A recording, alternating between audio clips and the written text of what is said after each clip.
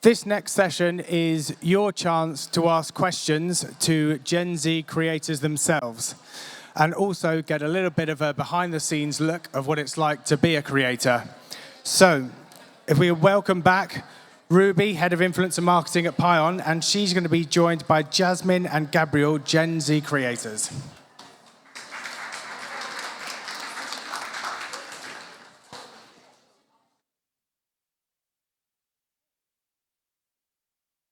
Hello again, everybody. I will hand over to you guys pretty quickly because you all know who I am by now. I'm super excited for this panel to understand from the Gen Z perspective, both from the creator and consumer angle, because you are creators and you also consume as well as Gen Zs. So please, can you just tell us a bit about yourselves? Who are you and what's your specialism in the creator economy? Hi, I'm Jasmine. I'm a 19-year-old fashion and lifestyle content creator, and I'm also a marketing apprentice at Amazon. Hi, I am Gabriel. I'm 26. I'm a personal finance educator and social media content creator. Thank you. So I'd love to understand, how and when did you get into content creation? And what made you take the leap into doing this as a full-time career or part-time career? So I don't know if anyone remembers when slime was a trend. This was kind of like 2013. But I used to have a slime business, and I sold the slime through a website that I built off of Shopify, and my main form of marketing was on Instagram. So I was creating a lot of content, a lot of video for that, and that's kind of how I first fell in love with content creation. But the trend sort of died down. And so I left, the business kind of just dissipated, I guess. And then lockdown rolled around in 2020, just when TikTok was starting to pick up. And I thought, you know what, I really miss creating content, I'm going to give it another shot. So I started creating content again. My main niche initially was more so on the fashion side, and it's kind of still fashion, but shifted more into lifestyle now as well.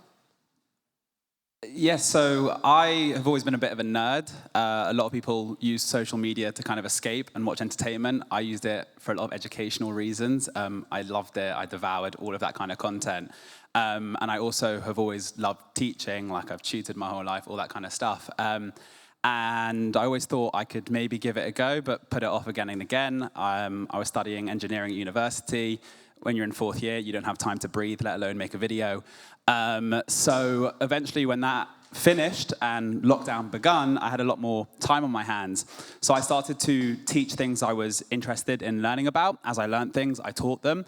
And I very quickly realized that there was a very common theme running through all my content, and that was personal finance. I started a career on a graduate scheme at Barclays. I was often being asked by friends and family about what accounts I was using, interest rates, all that kind of stuff. Really fun topics. And also on top of that, that was what I was reading and learning about in my own spare time. So I very quickly realized that that was the angle I wanted to create content around, which I did, and my audience clearly resonated with, which is why I'm sitting here today. Amazing. And I love how you both have different angles on it, but the theme that runs through is just the usefulness. What you guys create is useful to audiences. So yeah, can see why you're able to do it full time. So with TikTok at the moment and its algorithm, there is a huge pressure to stay relevant, especially on creators. We're hearing a lot about burnout at the moment. We'd love to know kind of how you navigate this. How do you stay in tune and on top of what's trending, or if you even need to do that? And how do you interpret these trends to be relevant and work for your audience, especially if a brand asks you to do it as well and maybe work with a trend that just isn't you? I think personally for me, as someone who is 19, all of my friends are quite chronically online. And so even just by hanging out with them and having conversations, the kind of culture of TikTok, the meme sort of sounds, it's embedded into people's conversations. And so I don't feel like I really particularly have to make an effort to keep up with the trends and try and stay relevant in that sense. But then looking at it from the brand perspective, if a brand worked with me and there was a certain trend that they wanted me to do, and I felt like it didn't resonate with my sort of personal brand or like the tone of voice that I have within my social platforms, then I would try and pivot away from that because I feel like Gen Z can tell when it's not authentic. And there have been a few examples that we've seen with brands where it just comes across as really forced. I think a good example is Duolingo. Like, their TikTok comments are done so well, and it's kind of Gen Z responses. So yeah. I'm going to be a bit controversial and probably say every marketer's nightmare. I don't keep on top of trends at all. When it comes to my content, I try and feed off what my audience are asking for. So when you talk about money, there's often a lot of questions. I'm sure we're pretty much all aware of the fact that financial literacy is pretty much at zero in this country. There is no formal education. Also go and try and talk to someone about the topic of money. They will shut you down pretty quickly. So I feel like I'm giving someone an escape or maybe even their only access into the world of financial education, which is obviously an absolute honor, also a lot of pressure. So when it comes to trends in particular, I probably steer away from doing that myself. But at the same time, having a full-time career that kind of circulates and involves itself within content creation, I'm on the platforms a lot. I'm very aware of what's going on. So if I was to pivot or work with a brand, which has happened before, can we, do ABC around a certain trend? I think just by nature of the work that I do, I can pretty quickly click onto it. I mean, when you said Duolingo, it's not like I'm naive. I'm fully aware of that as an example. But within my own content, my own organic content, I try and make it as timeless as possible. I think the word evergreen is often used with YouTube content, for example, but I'm trying to bring that into short form. And I think it's a tactic that's starting to work better and better. Thank you. Yeah, I've worked with influencers for coming up to 16 years, although they were called bloggers and vloggers back then and now creators. And I say that it's the ones who have the long-term success are true to who they are and what they do, and they don't bend to what brands want and, go in a million different directions. So it's really great to hear that from you both. Love to hear a bit more about, what you guys believe is the secret to being a successful content creator on TikTok.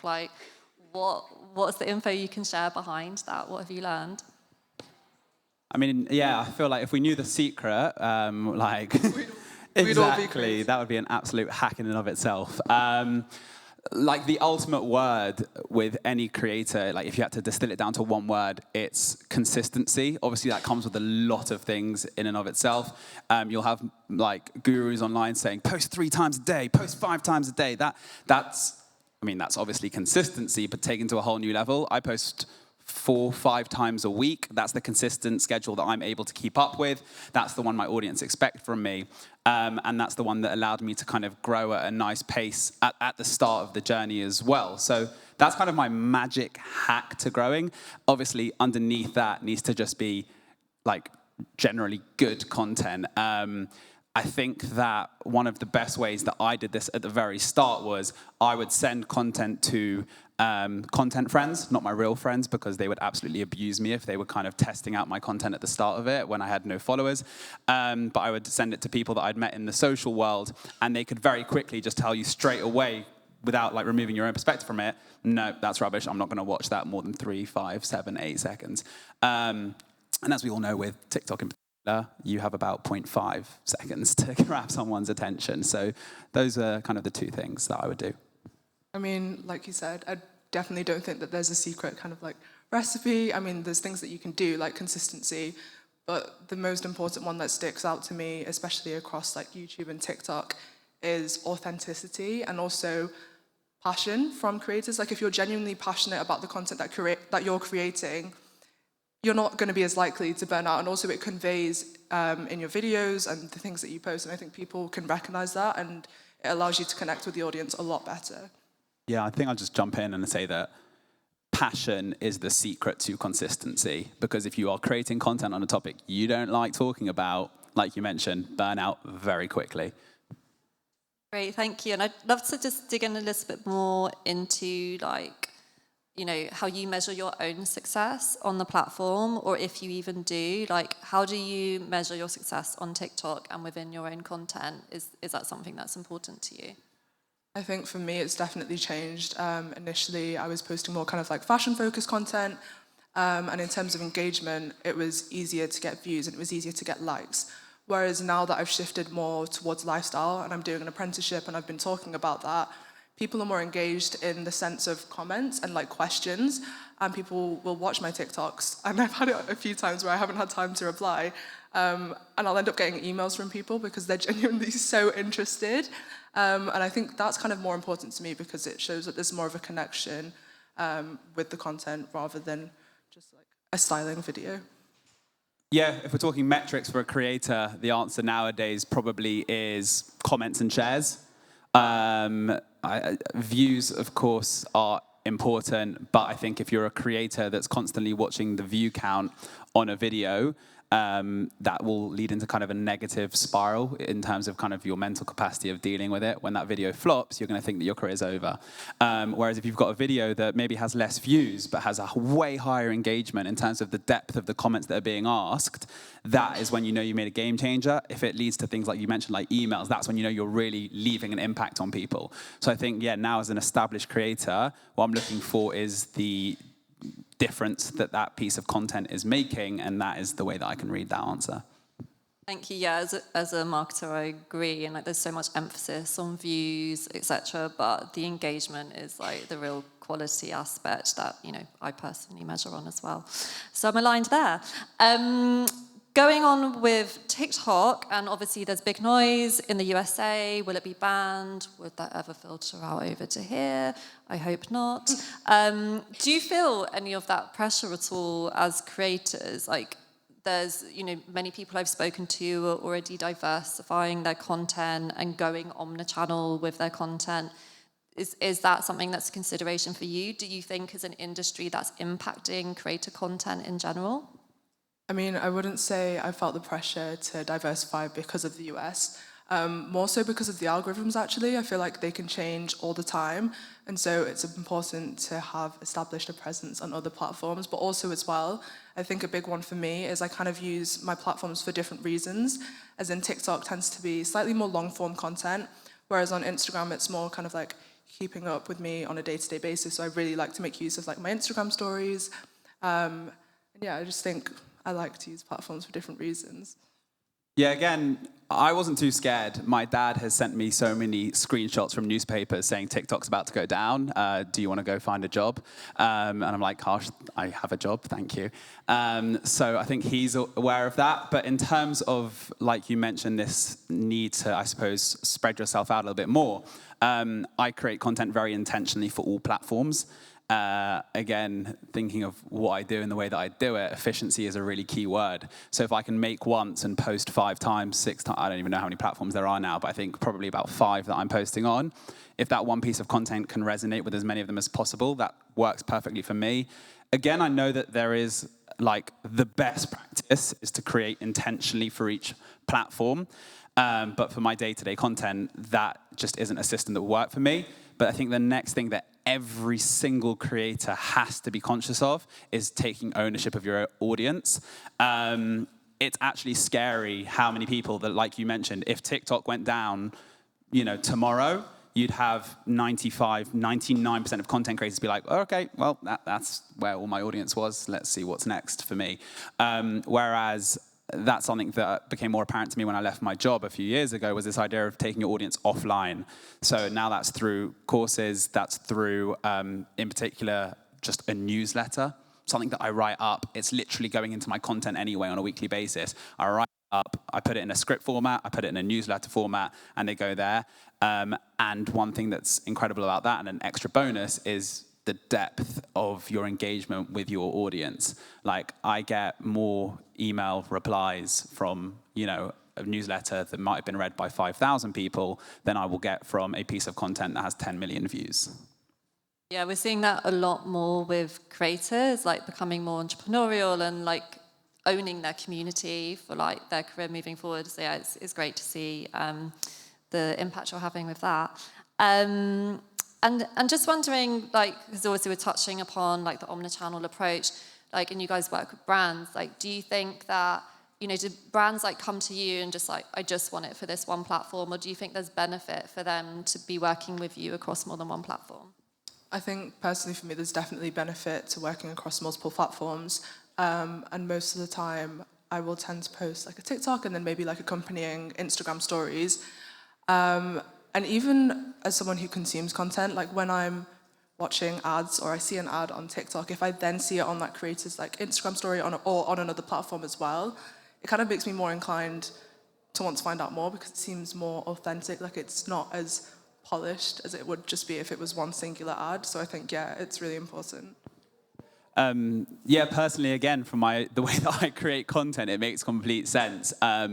If you're looking at it from a pure financial perspective, if you're, paying me outright to put it on like one platform, but then, you can add on a little bit more in terms of the negotiation to just put it on another platform. That's one piece of content that will go to two different audiences.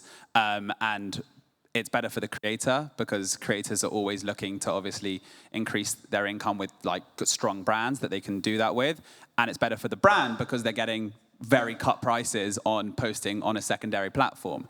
So I think from that perspective, it's a no-brainer, but it's just going to be creator dependent.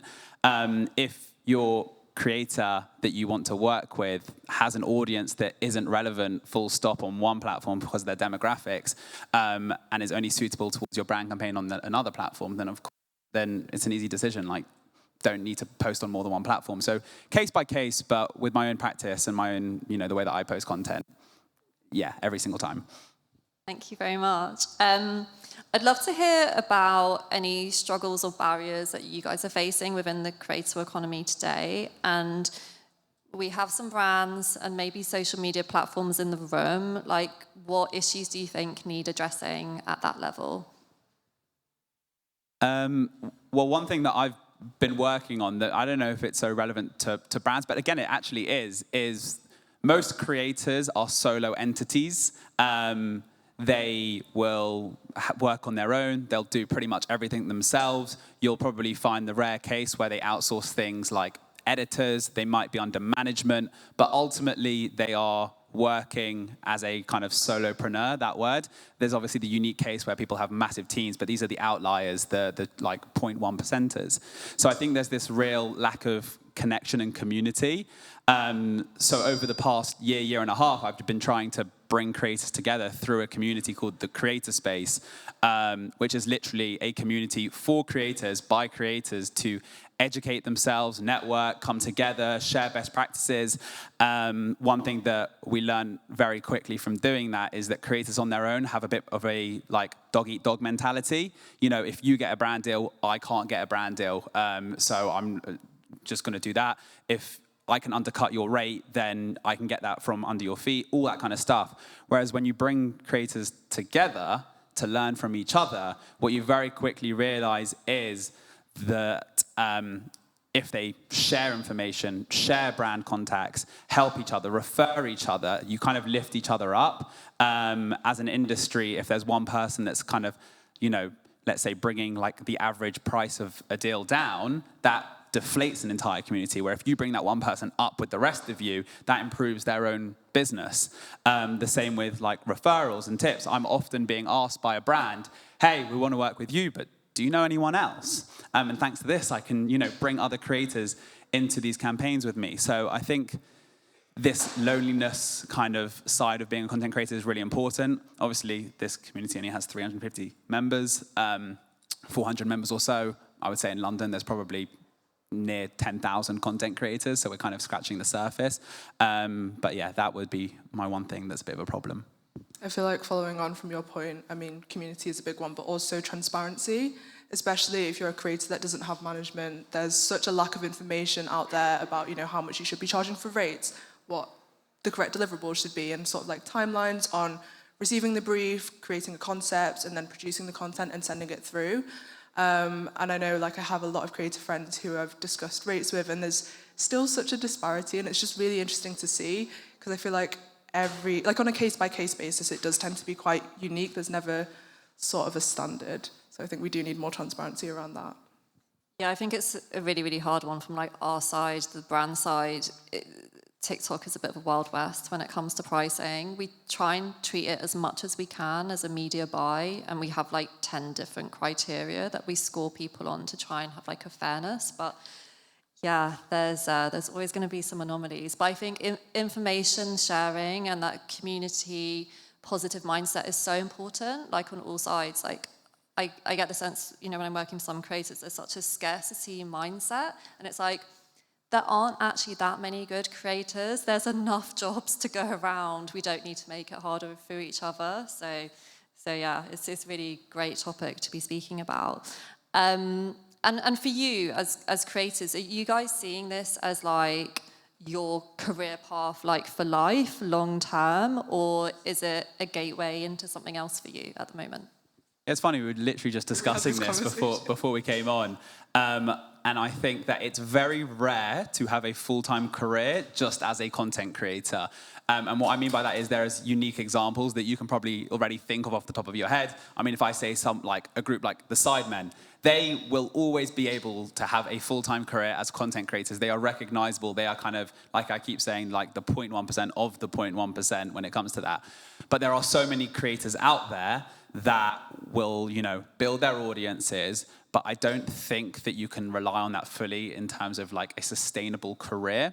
And the pivot or the advice I would ever give someone from that is there needs to be some substance behind why you're doing it in the first place. When I quit my job, I was working at Barclays just before, like in 2022. The reason I did that wasn't just to become a full-time content creator. It was because of a bit of a mission, a bit of a drive, and also kind of the entrepreneurial ideas behind why I was doing what I was doing. It wasn't just to make videos after video after video without any aim, because I can promise you if that was what I was doing, I would be back at Barclays right now, because you would kind of lose that, I'm trying to think, you'd lose your passion very quickly. Whereas if you're building a business underneath it, that's something sustainable that if, like we said, the algorithm changes and your views go down or a platform disappears tomorrow, you'll still have that underneath. And I think that's what 99.9% of content creators need to be doing if this is a long-term career that they want to be doing full-time. I mean, yeah, like you said, we were having a conversation about this before, but also I think as a creator, it can be quite all-consuming just to do one thing and just solely create content for like TikTok and Instagram. So by having other avenues, whether it's a podcast or like starting a business with like a networking event, and by diversifying, it really just helps balance everything out. And I mean, with algorithms and everything, they change all the time. And so it can be quite hard to see it as a sustainable career because you never know what's going to happen. And like we said, with TikTok potentially being banned in the US, it's just very unpredictable. Yeah, and from what I've seen over my time in the economy, is there's like a new social media platform pretty much every 5-6 years. So like, who knows which platform you guys will be on next? TikTok will be old news soon. Cool. Okay, so let's do a question to help the brands out in the room who want to work with creators. How do you want to work with brands? And ultimately, what is the best tip that you can give to brands who want to work with you? I'd say for me personally, it's trusting the creators that you work with. Like, we create content, we understand our content, but more importantly, we understand our audience. And so by giving us creative control and kind of trusting that we know them inside and out and like we know how to resonate with them, it's going to work better for both parties in terms of performance or return on investment. That's the number one answer that always has to be given. If you're going into a campaign being prescriptive, never, like, that campaign is always kind of set to fail from the start. Obviously, there's going to be outliers. I think that there's a shifting narrative within the short form world. You see it with YouTube creators, because obviously that's a more established platform, where partnerships are long-term. You actually probably know the brands because of the creators. You see them paired again and again and again and again. And I think that that's slowly trickling into short-form platforms. So Instagrams, your TikToks, all of the rest, but not quickly enough. I think there are so many campaigns out there or brands out there that are still running these kind of one-off campaigns that are probably to tick a few boxes. They've got a campaign, it has to go on social media, find us 10 creators, get them to make one video, and voila, you're done. Whereas the way that I'm now looking at partnering with brands is saying, well, do we have an aligned mission, obviously, firstly? Secondly, do I probably use you or highly rate you or highly recommend you to kind of my audience?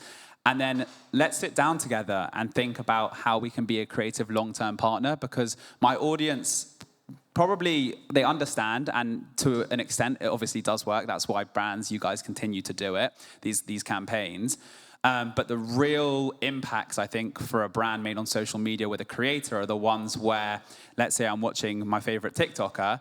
This is the 6th video in 3 months I've seen where they're working with that brand. And now I'm starting to recognize that. And I'm like, there's a rule in marketing. I'm not in marketing myself, but there's like 7 touch points or 11 touch points, all these different numbers. And that probably actually is obviously a rule because it's true. So I see that, and now all of a sudden I'm interested, and I go and Google it, and I become a customer for that brand. So to give a good example, last year I worked with a budgeting app. We worked together for about 12 months. And anyone that ever came up to me to talk to me about my brand, to me about my content, like every other time they would say, I downloaded that app because of you. And that was actually part of like my identity as a creator. I'm now working with another platform in the investment world that is the one that I use myself. And we're not just looking at how can we make videos together, we're looking at can we run events together? Can I help them with their strategy? Can I help create UGC on their platforms? What else can we do creatively together to build this holistic kind of partnership and synergy together? And I think that that's better for the brand, it's better for the viewer, and it's of course better for the creator as well, because they don't want to, be talking about 4 different brands within the same industry in the same year. Sorry, that was a ramble and a half. It was great. So long-term partnerships, and don't tell us what to do. Don't be prescriptive. Got it. On board. Okay, we're going to open up to the audience. I'm sure loads of people want to ask you guys questions. So raise your hands. There's a mic going around.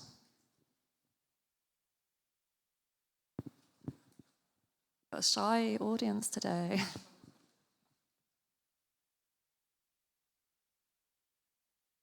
Hiya. It's just a quick one. Is how much work goes into planning for one post, and how much in advance would you say plan your content, or is it actually planning too much a bit of a hindrance? Because obviously as marketers we do like 3 monthly plans or monthly plans, but obviously TikTok's working in such a different way. You mean in terms of like content for a campaign? Like just a one-off kind of So brand video? for kind of say like one post, how much work would go into that planning? So like would you do scripts, like write scripts, or, kind of find out where you want to place it? But then also how often in advance would you say like a content plan? Like how much would you say, okay, so I've got to write content, I need to do a content plan for the next 2 weeks, or do you not? Do you just kind of go off on a whim? In terms of my own content plan, I try and just do it when it feels right, because I feel like that way you end up staying more on top of trends. But when planning for brands, I think it's very dependent on the brand and what the type of content is. For example, like you said, if it's more of a sit-down, face-to-face camera video and I need to write a script, then I kind of need more time, because I'll have to write the script, conceptualize the creative concept, and then send it through to the brand for approval.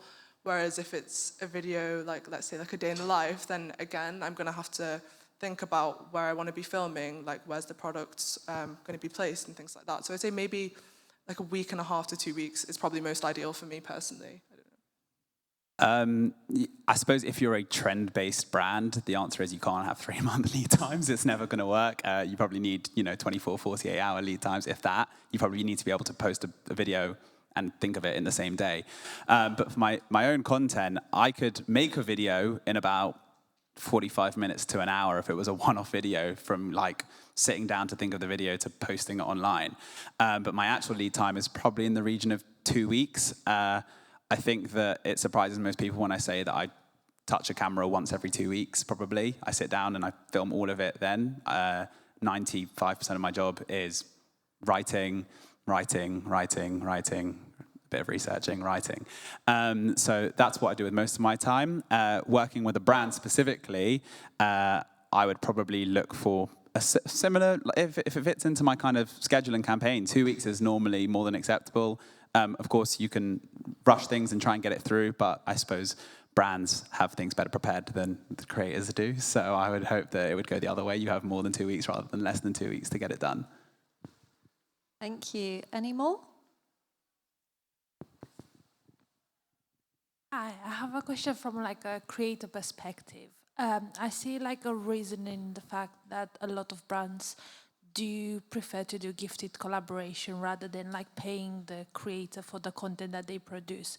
How new creators can go about it, and how they can potentially like change a gifted collaboration to a paid collaboration more? Because at the end of the day, when you think that a brand runs the content as an ad, they make probably million of sales out of it, but they will not be willingly to like pay you between 200 or 300 for the video that you created. So how do you guys go about this when maybe you don't necessarily have a platform and you go more towards like a UGC style of content? I mean, with my own content, I wouldn't accept gifted campaigns. I would just say no straight away. I think it's about valuing yourself. Of course, there's always going to be someone else that can maybe do what you can do and would accept those terms and conditions.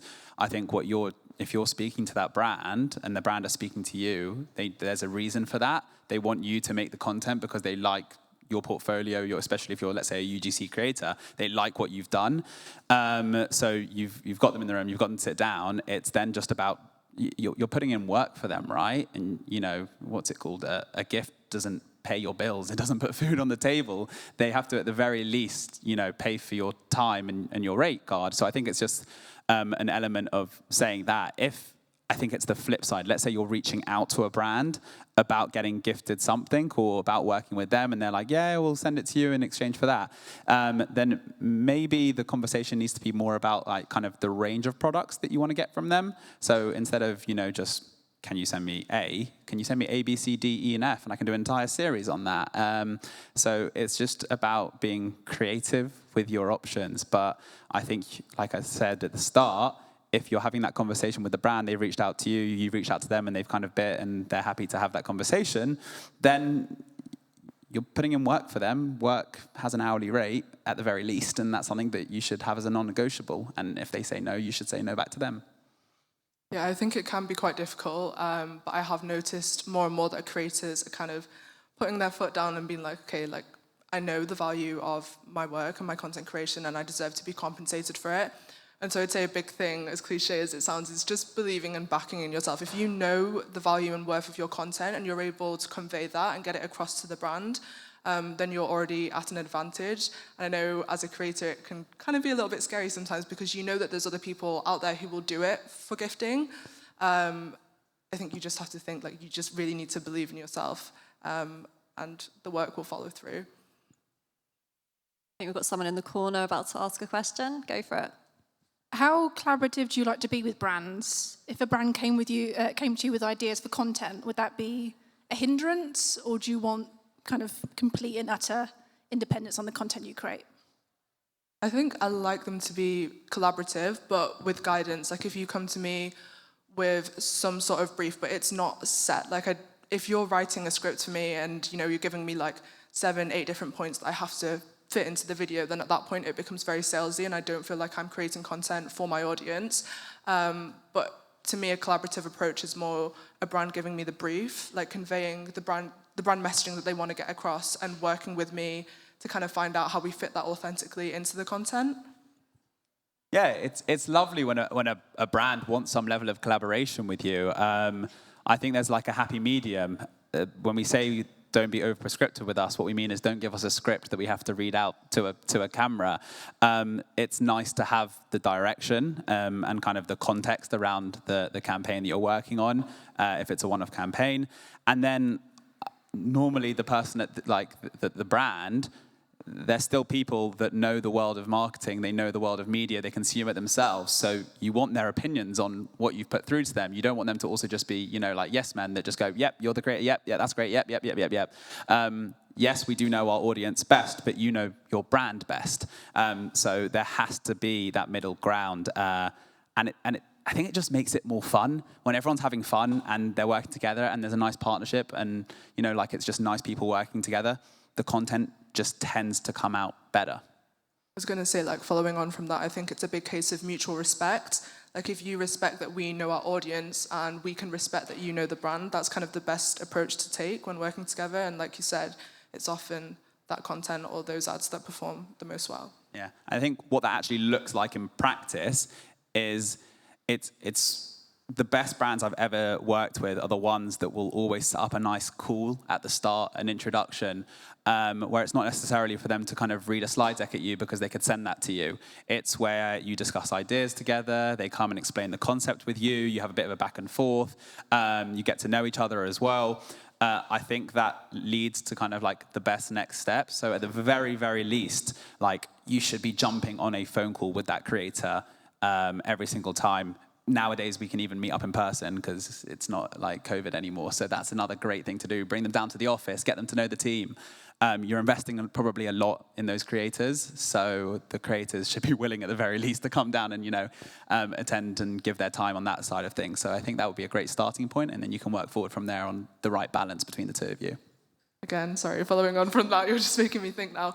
I think speaking to creators face-to-face, it's all about relationship building.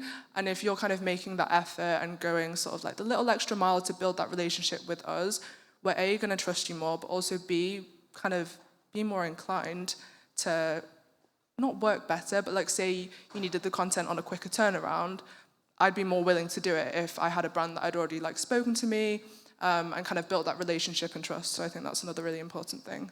Thank you. Do we have time for one more with a very quick answer? Hi. Just going back to the topic of kind of paid work, do you have any advice for charitable organisations who might not have budget for influencer work but still want to kind of get into that space? Obviously, paid work is important, but just wondering if you have like a different approach for charities. I think the biggest thing would probably be trying to find creators that align with your charity and those values. Like I would be more inclined to work with like a mental health charity for a lower rate because it's something that I believe in and something that I back. And I think also that will show within the content as well. Yeah, I think every creator out there should have at least one partner in kind of that sector. At the very least, it's something that I'm trying to be more conscious about. That alignment is obviously really key. But I think that creators are also people too. So if you can resonate with them and help them understand your mission, at the very least, you are going to get more yeses than you'll get nos. And it's as simple as that. Obviously, you can try and give opportunities or access through that charity. But if it resonates with the creator, they would probably be willing in some way, shape or form to work with you for much less or no budget. Yeah, I'd say at the Prince's Trust, for me, it was a rule not to pay anyone, because as soon as you do, you have to put #ad. And that just really, for the audience, looks a bit strange, like a charity having an influencer with an ad. It just really undermines it. So find people who are truly aligned with your values and your purpose and who hopefully have lived experience of it, and they're very likely to do it for free and will make really good content.